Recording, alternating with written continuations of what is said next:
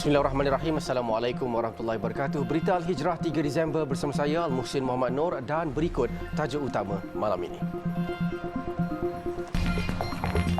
Menteri Kabinet angkat sumpah jawatan.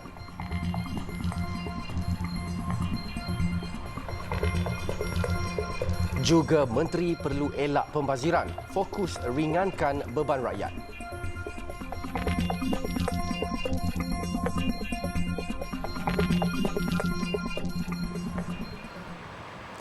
Dua timbalan Perdana Menteri dan 25 Menteri Kabinet hari ini mengangkat sumpah jawatan di hadapan Yang di-Pertuan Agong Al-Sultan Abdullah Riayatuddin Al-Mustafa Billah Shah di Istana Negara di sini. Kesemua jemaah menteri itu melafazkan ikrar sumpah jawatan dan taat setia sebelum menandatangani dokumen rasmi pelantikan dengan disaksikan Ketua Hakim Negara Tan Sri Tengku Maimun Tuan Mat dan Ketua Setiausaha Negara Datuk Seri Muhammad Zuki Ali. Pada majlis itu, menteri-menteri dibahagikan kepada 6 kumpulan dengan kumpulan pertama dimulakan 2 jawatan timbalan Perdana Menteri terdiri daripada Datuk Seri Dr. Ahmad Zahid Hamidi yang juga Menteri Kemajuan Desa dan Wilayah dan Datuk Seri Fadilah Yusof yang juga Menteri Perladangan dan Komoditi. Bismillahirrahmanirrahim. Wallahi Wabillahi Watallahi Watallahi Saya Ahmad Zahid bin Hamidi Fadilah bin Yusof setelah dilantik memegang jawatan seorang anggota Jemaah Menteri memegang jawatan seorang anggota Jemaah Menteri dengan sesungguhnya bersumpah bahawa saya akan dengan jujur menunaikan kewajipan jawatan itu dengan segala daya upaya saya bahawa saya akan menumpahkan taat setia yang sebenar kepada Malaysia dan akan memelihara melindungi dan mempertahankan perlembagaannya. Kumpulan kedua terdiri daripada 5 orang menteri iaitu Anthony Loke Siu Fook yang memegang portfolio Menteri Pengangkutan, Muhammad Sabu dilantik Menteri Pertanian dan Keterjaminan Makanan, Muhammad Rafizi Ramli yang dilantik Menteri Ekonomi, Nga Korming yang menerajui Kementerian Pembangunan Kerajaan Tempatan dan Datuk Seri Muhammad Hassan yang menerajui Kementerian Pertahanan. Kumpulan ketiga pula terdiri daripada Senator Datuk Seri Saifuddin Nasution Ismail yang dilantik Menteri Dalam Negeri diikuti Datuk Seri Alexander Nanta Linggi yang dilantik Menteri Kerja Raya, Senator Datuk Seri Tengku Zafrul Tengku Abdul Aziz yang menjawat Menteri Perdagangan Antarabangsa dan Industri, Datuk Seri Muhammad Khalid Nordin dilantik Menteri Pendidikan Tinggi dan Chang Lih Kang yang dipilih sebagai Menteri Sains dan Teknologi.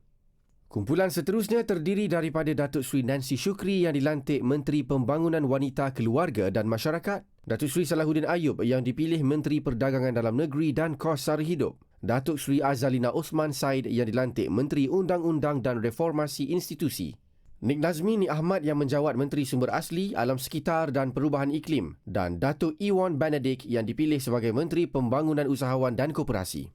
Kumpulan kelima pula terdiri daripada Senator Datuk Seri Dr. Zamri Abdul Kadir sebagai Menteri Luar Negeri, Datuk Seri Tiong King Sing yang dilantik Menteri Pelancongan, Ahmad Fahmi Muhammad Fazil yang menjadi Menteri Komunikasi Digital, Fadil Nasidik dipilih sebagai Menteri Pendidikan dan Datuk Aaron Agu Anak Dagang yang menjadi Menteri Perpaduan Negara. Kumpulan terakhir mengangkat sumpah jawatan melibatkan Senator Datuk Dr. Muhammad Naim Mokhtar sebagai Menteri Agama, Hana Yeo Siew Suan yang menerajui Kementerian Belia dan Sukan, VN Sivakumar dilantik Menteri Sumber Manusia, Dr. Zaliha Mustafa menjawat Menteri Kesihatan dan Datuk Armizan Muhammad Ali sebagai Menteri di Jabatan Perdana Menteri Sabah dan Sarawak. Satu mesyuarat khas Kabinet dijadual pada Isnin ini untuk penetapan peraturan-peraturan baharu dalam pentadbiran sebelum Menteri dilantik memulakan tugas secara rasmi di kementerian masing-masing. Pagi tadi, 4 daripada 28 jemaah menteri yang menganggotai Kabinet Kerajaan Perpaduan mengangkat sumpah jawatan sebagai Ahli Dewan Negara bagi tempoh sepenggal berkuat kuasa hari ini.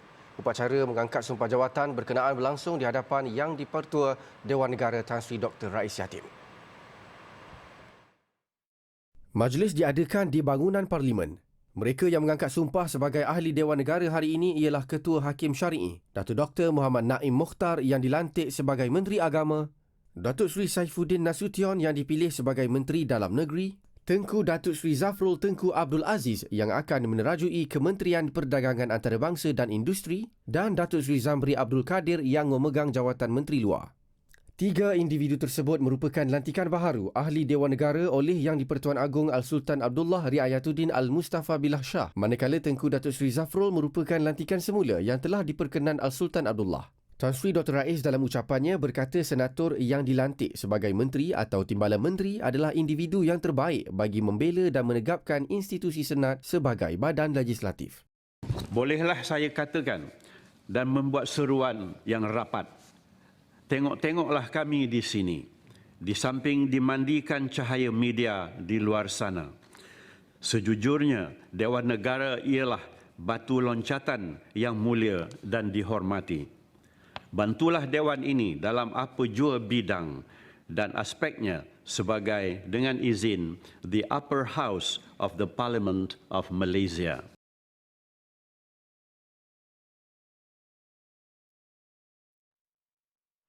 Sementara itu, orang ramai yang ditemui mengharapkan individu yang dilantik menjadi menteri dapat melaksanakan tugas dengan jujur dan amanah. Mereka juga berharap barisan ahli kabinet yang dipilih akan bekerja keras bagi menyelesaikan isu-isu yang menghimpit rakyat seperti kos sara hidup serta berusaha mengukuhkan ekonomi negara. Menurut Ahmad Syafiee, kerajaan perpaduan yang dibentuk diharap stabil dan memberi fokus kepada pemulihan negara, terutama ketika dunia dijangka berdepan situasi mencabar tahun hadapan. Sebab ini ialah kerajaan perpaduan di bawah pentadbiran yang amat berhormat Datuk Seri Anwar Ibrahim. Kita mengharapkan kabinet baharu ini dapat menjana satu ekonomi kepada masyarakat yang mana sebelum ini kita khususnya masyarakat kita Malaysia dalam keadaan ekonomi yang tidak stabil. Jadi kita mengharapkan kabinet yang baru ini tidak ada rasuah, stabil, dan dari segi sosial kita dapat perpaduan. Selain itu, orang awam yang ditemui berharap pucuk pimpinan yang dipilih mampu menjana lebih banyak peluang pekerjaan dan meningkatkan taraf hidup rakyat. Baik, saya sebagai pengundi dan rakyat Malaysia memang berharap kabinet-kabinet yang baru ditubuhkan oleh Perdana Menteri kita ini boleh memberi sumbangan yang terbaik untuk kita sebagai rakyat dan kita harapkan ekonomi negara kembali pulih seperti biasa. Mereka mesti bekerja untuk kami lah. Kami dah undi dia untuk dia bekerja untuk kami. Jadi kami harapkan apa yang kami dah beri kepercayaan kepada mereka itu amanah daripada Allah Ta'ala. Itu saja. Saya harap kerajaan baru dapat membantu kita semua rakyat ni dalam tak makan rasuah. Semoga kita semua dapat membangun lagi tinggilah untuk masa akan datang. Cuba bersikap jujur, bertanggungjawab atas apa yang diorang punya jawatan lah macam tu.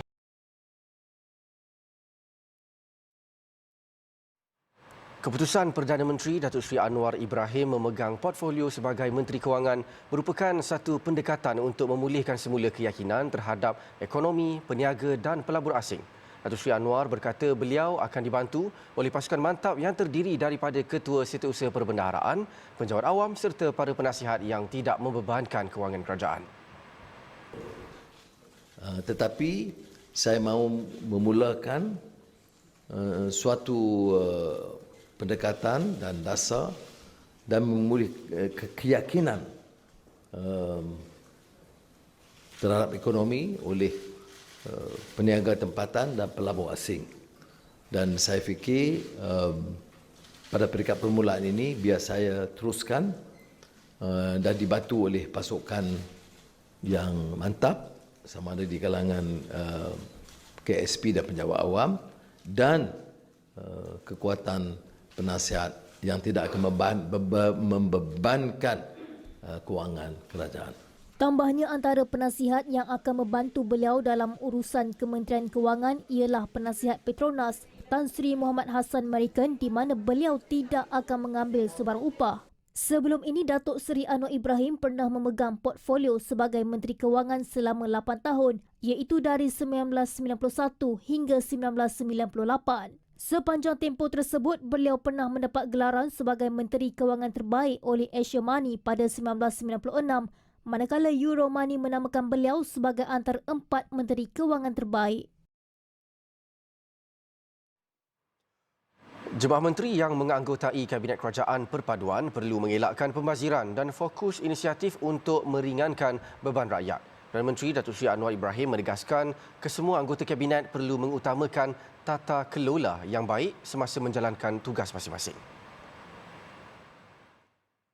Saya telah menetapkan bahawa dalam jemaah menteri Kerajaan Perpaduan yang diutamakan adalah soal tata kelola dan good governance dan isu yang boleh atau langkah-langkah yang harus diambil untuk meringankan beban rakyat, sementara fokus utama tetap pemacuan ekonomi.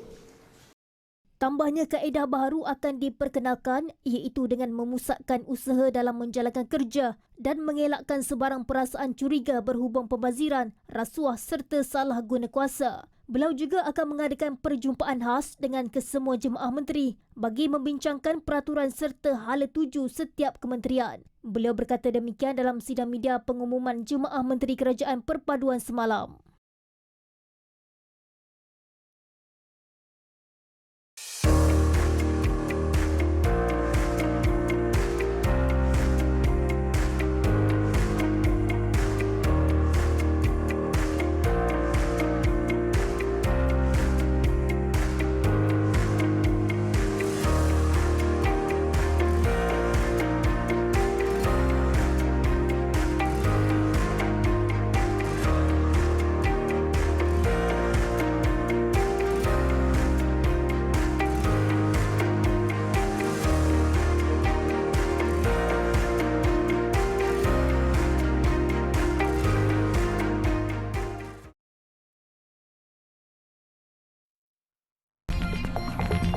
Bergaduh sebab campak duit.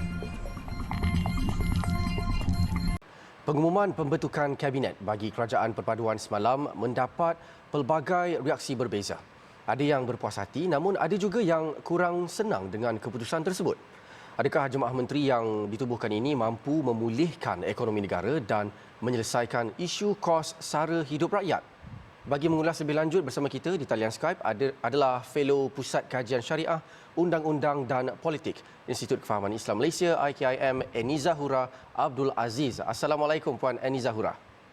Waalaikumsalam warahmatullahi wabarakatuh. Baik, secara ringkas bagaimana Puan Eni Zahura lihat pemilihan barisan kabinet yang dibuat terutama lantikan 2 timbalan Perdana Menteri?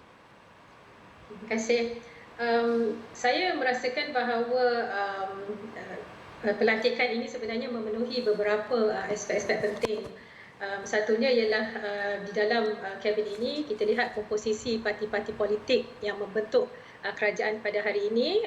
Terdapat wakil-wakil dalam kabinet ini. Dan satu lagi aspek ialah di mana pemimpin-pemimpin muda juga dilantik untuk menerajui beberapa kementerian. Contohnya seperti Yang Berhormat Tuan Nik Nazmi, Yang Berhormat Puan Fadlina Siddiq, ini antara pemimpin-pemimpin muda yang diketengahkan di dalam kabinet baru ini. Dan representasi menteri wanita juga lebih baik di dalam barisan kabinet. Walaupun kabinet ini lebih kecil jumlahnya, tetapi 5 orang menteri wanita yang dilantik dalam kabinet ini menunjukkan satu representasi yang baiklah. Seperti yang kita lihat juga, memang tidak dinafikan ada 2 timbalan Perdana Menteri. Ini satu perkara yang baru, tetapi ini adalah sangat berkait rapat dengan seiring dengan manifesto Pakatan Harapan terutamanya dan Barisan Nasional, iaitu melantik 2 orang timbalan Perdana Menteri, di mana salah seorang timbalan Perdana Menteri adalah wakil dari Sarawak dan Sabah. Jadi pada khidmat saya adalah langkah yang dirasakan oleh Datuk Seri Anwar Ibrahim melantik Yang Amat Berhormat Datuk Seri Ahmad Zahid Hamidi dan juga Yang Amat Berhormat Datuk Seri Fadilah Yusof ini bagi membentuk kabinet yang lebih stabil agar beliau dapat menumpukan agenda utama kerajaan pimpinan beliau. Baik Puan, jadi keputusan yang tidak dijangka ramai apabila Perdana Menteri Datuk Seri Anwar menyandang jawatan Menteri Kewangan. Bagaimana Puan lihat portfolio ini mampu memberi impak positif kepada negara? memang kita tak nafikanlah, memang ada kita mendengar bahawa Yang Amat Berhormat Perdana Menteri tidak bercadang sebenarnya untuk menjawat jawatan Menteri Kewangan. Tetapi ini juga di antara perkara yang ditimbulkan oleh dalam kalangan pemerhati-pemerhati politik apabila nama beliau menjadi Menteri Kewangan. Saya merasakan Datuk Seri Anwar Ibrahim ada perkiraan dan pertimbangan beliau sendiri berkenaan hal ini. Mungkin memanfaatkan pengalaman beliau di Kementerian Kewangan. Beliau merasakan ada perkara yang beliau dapat lakukan untuk memastikan agenda reformasi di Kementerian Kewangan terutamanya. Dan kita lihat juga di mana Yang Amat Berhormat Perdana Menteri menyebut bahawa beliau akan disertai oleh beberapa orang penasihat yang akan membantu beliau di Kementerian Kewangan. Dan ini sangat penting dalam memastikan kumpulan yang lebih kuat di Kementerian Kewangan lebih efektif dan efisien, insya-Allah. Baik, insya-Allah. Jadi pecahan kerusi mengikut parti menyaksikan Parti Keadilan Rakyat PKR memperoleh 8 kerusi, diikuti UMNO 6 kerusi, Gabungan Parti Sarawak 5, DAP 4, manakala lain-lain parti dalam Kerajaan Perpaduan masing-masing 2 dan 1 kerusi. Adakah pecahan ini stabil dan tidak akan wujud konflik pada masa akan datang, Puan? Okey, kita lihat juga Yang Amat Berhormat Perdana Menteri mengambil masa yang sedikit lama dalam membentuk kabinet yang diumumkan semalam dan hari ini mereka mengangkat sumpah di hadapan Yang di-Pertuan Agong. Tapi saya yakin Datuk Seri Anwar telah mengadakan perbincangan dan musyawarah bersama dengan semua pemimpin parti-parti politik yang membentuk kerajaan pimpinan beliau. Dan saya juga rasa tempoh yang diambil oleh Yang Amat Berhormat Perdana Menteri ini menunjukkan adanya perbincangan dan konsultasi yang dilakukan oleh beliau bersama pemimpin-pemimpin parti politik berkenaan bagi menjamin kestabilan kabinet ini serta dapat membentuk satu pasukan yang boleh terus bekerja. Baik, terima kasih Puan Ani Zahura Abdul Aziz untuk komen sebentar tadi di talian Skype, iaitu Fellow Pusat Kajian Syariah Undang-Undang dan Politik Institut Kefahaman Islam Malaysia. Baik, sebentar tadi telah masuk waktu solat fardu isyak bagi wilayah Persekutuan Kuala Lumpur dan kawasan-kawasan sewaktu dengannya sentiasa letakkan solat sebagai keutamaan dalam apa jua keadaan kerana menunaikan solat fardu 5 kali sehari bermakna seseorang Muslim itu menegakkan agamanya.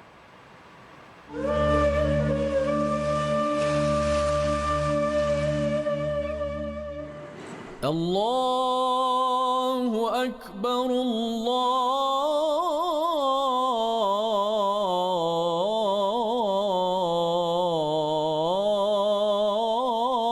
Allahu Akbar, Allahu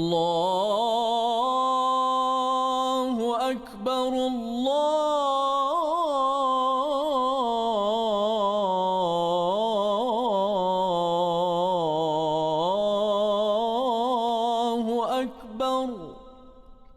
Asyhadu an la ilaha illallah.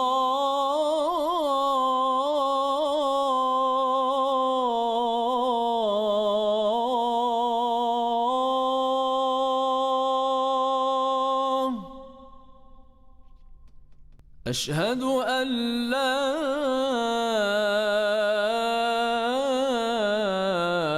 إله إلا الله.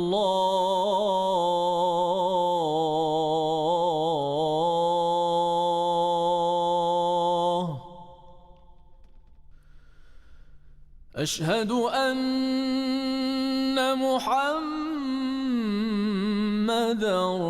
رسول الله.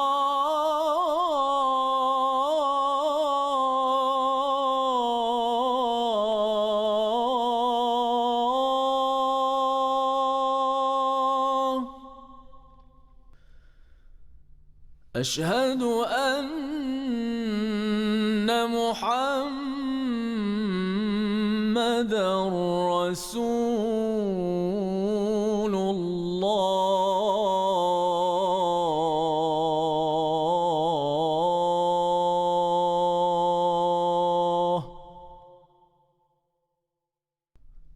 حي على الصلاة.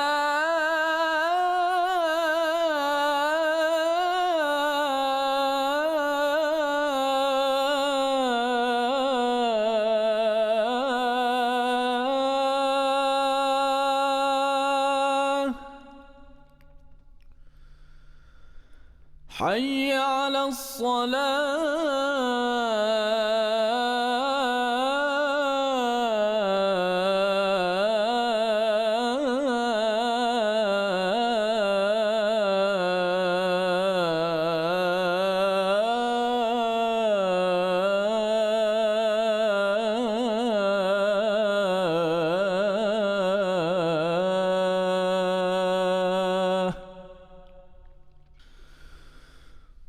حي على الفلاح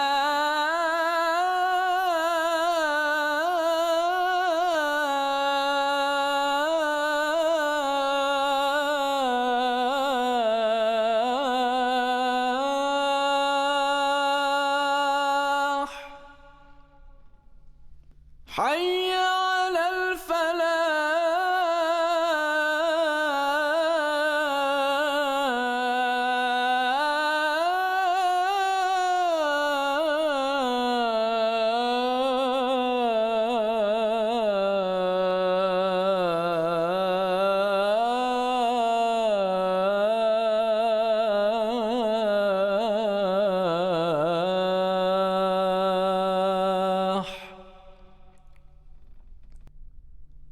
الله أكبر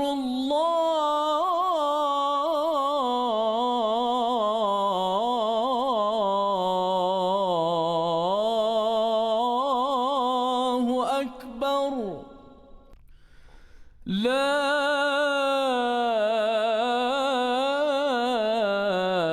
إله إلا الله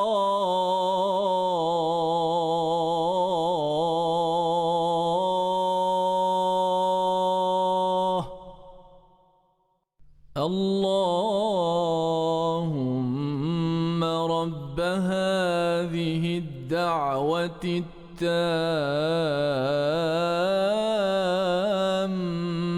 والصلاة القائمة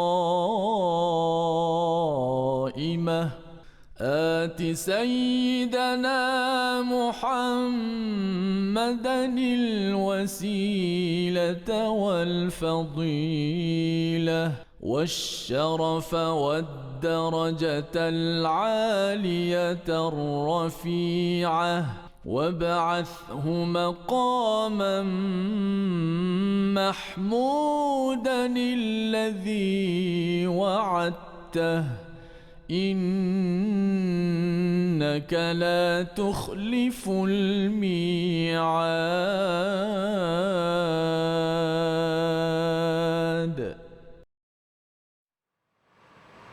Selamat menunaikan solat fardu Isyak. Kita ke laporan seterusnya. 4 remaja lelaki berumur 15 hingga 16 tahun ditahan selepas dipercayai terlibat insiden pergaduhan di sebuah sekolah menengah di Kajang. Kejadian pada semalam itu menyebabkan 2 pelajar cedera. Ketua Polis Daerah Kajang ACP Muhammad Zaid Hassan berkata pergaduhan dipercayai disebabkan perselisihan faham melemparkan duit ketika membeli minuman di kantin semasa waktu rehat. Muhammad Zaid berkata perselisihan faham pada Rabu itu berlarutan sehingga semalam apabila kedua-dua pihak telah bertumbuk akibat tidak berpuas hati dan suspek bertindak meminta bantuan daripada rakan-rakan sekolah lain untuk membalas dendam terhadap mangsa. Pergaduhan itu yang berlaku di 2 lokasi berlainan berhampiran sebuah sekolah turut tular di media sosial semalam. Susulan kejadian, mangsa yang berusia 16 tahun telah membuat laporan polis menyatakan dirinya bersama seorang lagi rakannya telah dipukul sekumpulan pelajar sekolah. Pemeriksaan ke atas pengadu dan mangsa mendapati kedua-duanya mengalami kecederaan ringan di bahagian muka dan badan. Kesemua tangkapan yang dibuat semalam merupakan remaja bawah umur yang bersekolah di sekolah yang sama dengan pengadu. Menurut Muhammad Zaid, pihak polis juga masih mengesan beberapa individu yang disyaki terlibat dalam kes ini bagi membantu siasatan. Beliau berkata kes ini disiasat di bawah Seksyen 147 Kanun Kesiksaan kerana merusuh. Pertubuhan Pemulihan Dalam Komuniti PPDK-Q menerima anugerah Pusat Dalam Komuniti PDK Cemerlang sempena Majlis Perasmian Sambutan Hari Orang Kurang Upaya OKU Peringkat Kebangsaan 2022.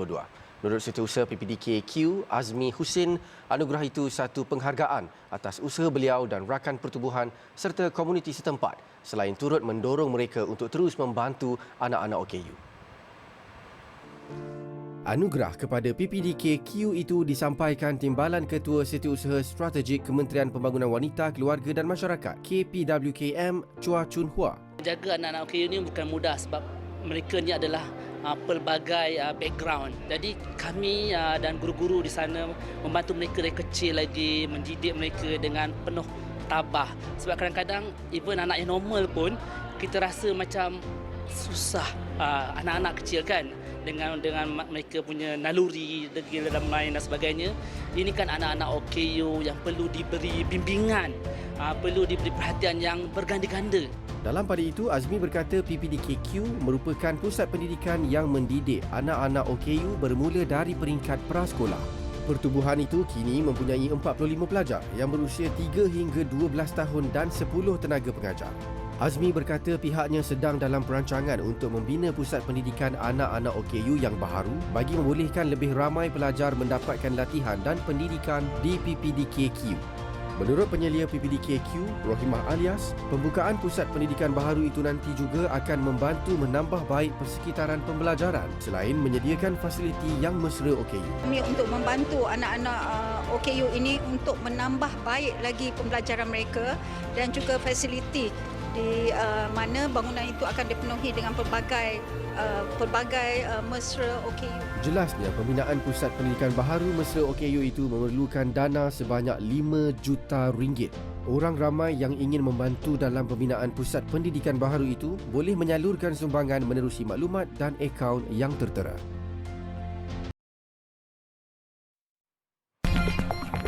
Ditembak berkali-kali tanpa belas kasihan.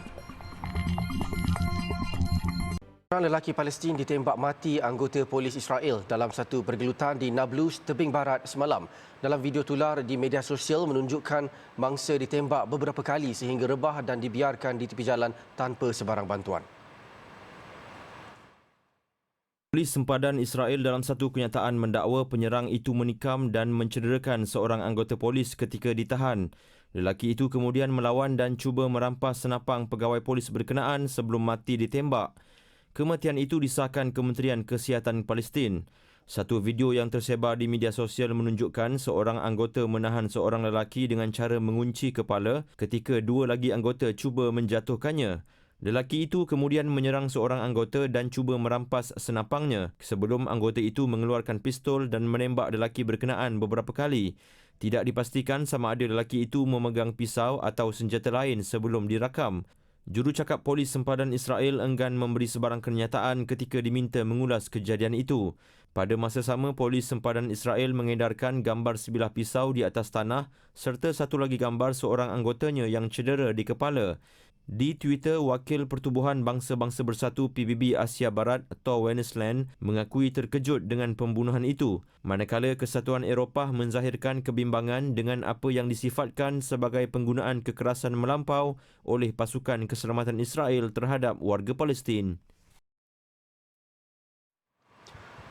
Gunung berapi aktif terbesar di dunia, Mauna Loa di Hawaii, Amerika Syarikat, dilaporkan masih memuntahkan lahar panas selepas meletus pada Ahad lalu.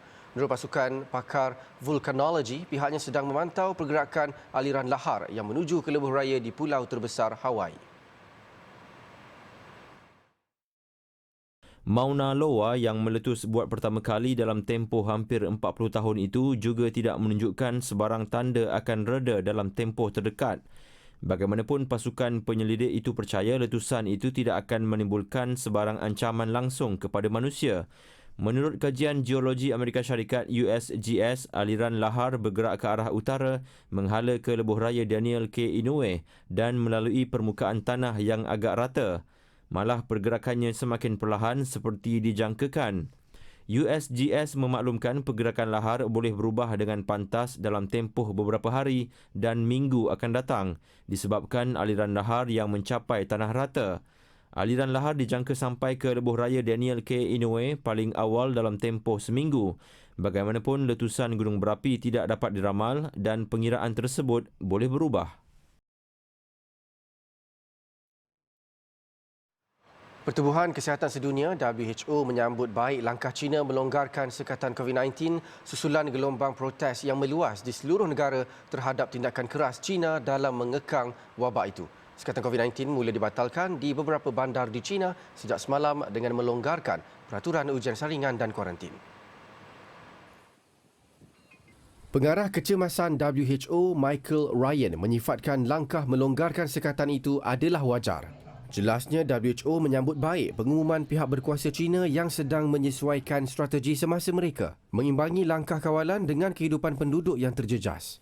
Michael dalam satu sidang akhbar berkata strategi itu dapat mengimbangi kawalan virus dengan kehidupan dan kesejahteraan orang ramai serta hak asasi rakyat China. Terdahulu, China mengumumkan akan melonggarkan sekatan sebahagian dasar sifar COVID-19 dengan membenarkan penduduk dijangkiti menjalani kuarantin di rumah. Chaoyang bakal menjadi bandar pertama melaksanakan kaedah baru itu di mana pesakit COVID-19 tidak perlu dipindahkan ke pusat kuarantin. Peraturan baru juga membenarkan penduduk menjalani kuarantin di rumah setelah menandatangani surat dengan syarat tidak akan keluar semasa tempoh berkenaan serta pengimbas dipasang pada pintu rumah mereka. Kelonggaran sementara pula akan diberikan kepada golongan warga emas dan wanita hamil yang sukar mengunjungi kemudahan kesihatan. Sejak minggu lalu, sebahagian besar bandar menyaksikan lonjakan protes oleh penduduk yang menentang sekatan ketat sehingga bertukar ganas.